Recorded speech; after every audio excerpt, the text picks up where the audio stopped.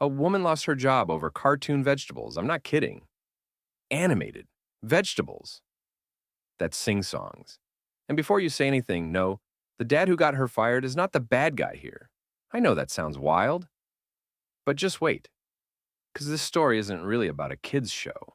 It's about a woman who was told no, looked a parent dead in the face, and said, yeah, I don't care, over and over and over again.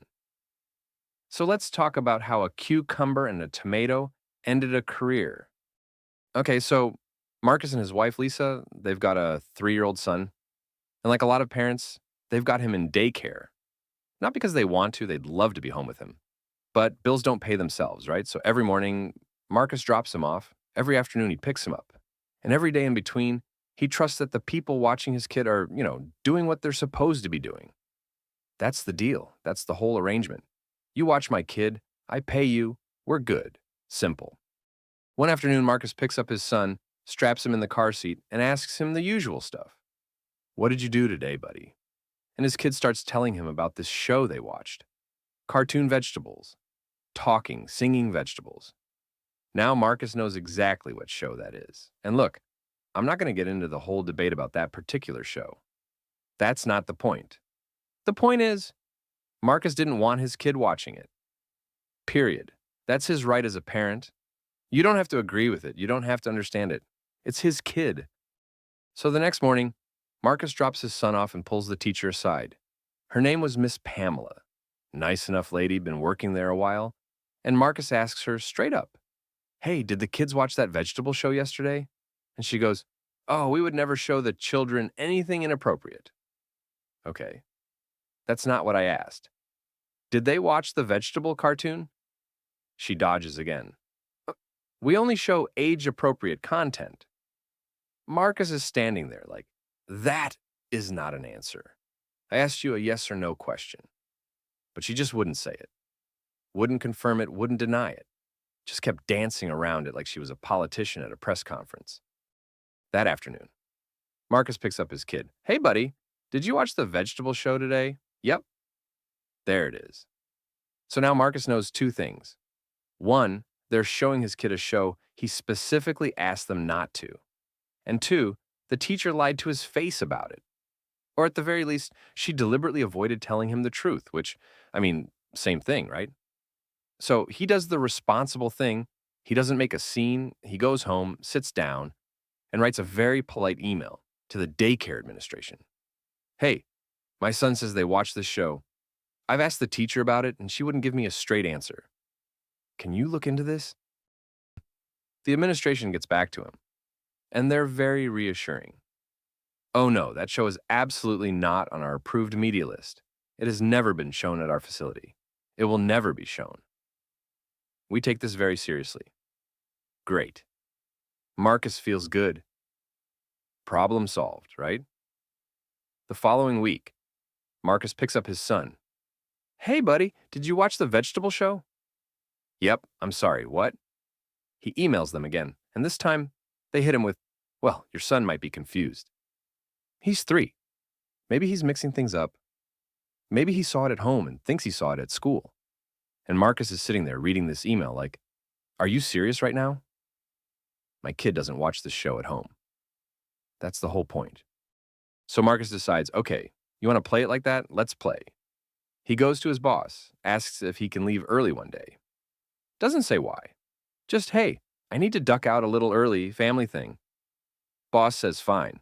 And that afternoon, Marcus shows up at the daycare unannounced, walks through the front door.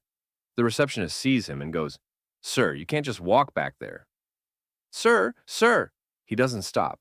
He walks right past her, down the hallway, and pushes open the door to the main room. And what does he see? The TV is on. And there they are, singing vegetables, dancing across the screen. Every kid in the room sitting there, watching it. He pulls out his phone, takes a picture. Now, here's the thing. Did he get in trouble for barging in? Yeah, actually. They gave him a warning. And honestly, fair. You can't just blow past the front desk at a daycare. There are protocols for a reason. Marcus accepted that, but the administration also couldn't ignore what he found. Because now it wasn't a he said, she said with a 3-year-old. It was a photograph. On his phone, time stamped. Miss Pamela had been lying. The administration had been wrong. And everybody knew it. The resolution. Miss Pamela had to take every single tape, every DVD, everything she'd brought from home, and take it all back. She was no longer allowed to bring in any outside media. At all. No exceptions. And Marcus thought, okay, finally. It's done. She got caught. She'll stop. Let's all move on. You already know she didn't stop. 1 week goes by. Marcus asks his son, "Did you watch the vegetable show?" "No, Dad." Beautiful. Music to his ears. Another week goes by. "Hey, buddy, did you watch the vegetable show today?" "Yep." Marcus just stares at this kid, this 3-year-old, who has no reason to lie, who doesn't even understand what's happening, who just knows he watched a show about vegetables and his dad keeps asking him about it. And Marcus realizes something. This woman is never going to stop. She's been told no by the parents. She's been told no by the administration. She's been caught on camera. She had her stuff confiscated, and she still found a way to show it. So this time, Marcus doesn't just email, he starts talking to other parents. And this is where it gets interesting. Because he's expecting pushback, right? He's expecting people to say, "Oh, come on, it's just a cartoon, relax." But that's not what happens. Other parents start coming out of the woodwork. Turns out a lot of them had opinions about what was being shown, and nobody ever asked them. One mom, get this, she actually watches that same show at home with her daughter. She likes it, but she says, if my daughter has questions about what she's watching, I want her asking me, not some teacher. I want to be the one having that conversation. And Marcus goes, perfect. Welcome to the coalition. The Anti-Vegetable Cartoon Coalition, that's what he called it. And honestly, I kind of love that. Because it wasn't just Marcus anymore. It was a group of parents, all with different reasons, all with different beliefs, all saying the same thing. We should get to decide what our kids are exposed to during the day. Not one teacher who thinks she knows better. That's not a crazy position to take. That is like parenting 101. And now the administration couldn't brush it off as one difficult dad being dramatic. This was a pattern. This was a teacher who had been warned multiple times and refused to listen. And then came the decision. Miss Pamela was fired. Done. Let go. After repeated warnings, repeated violations, lying to parents, lying to administration, getting caught on camera, having her materials confiscated, and still doing it anyway. She was terminated. And you'd think that would be the end of the story, right? You'd think people would go, well, yeah, she was told to stop like 5 times and she didn't. What did she expect? But no, that's not what happened. The backlash hit Marcus like a truck. Suddenly, all those parents who were in the coalition, some of them started feeling guilty, started saying things like, oh, I didn't think she'd actually get fired over it. It's just a cartoon. Maybe we overreacted. And Marcus is standing there going, hold on. You came to me. You agreed with me. You signed the complaints. Now she's gone, and suddenly I'm the bad guy? Even his own wife, Lisa, she looks at him and goes, you pulled a you again. You went on the warpath, and that one stung. Because Marcus wasn't on a warpath. He asked nicely. He emailed politely. He went through proper channels. He did everything right, and somehow he's the villain. And look, here's where I land on this. Was it really about the show? No. It was never about the show. It was about a teacher who was told by parents and by her bosses, stop doing this. And she said no. She lied about it. She got caught. She was given another chance, and she did it again.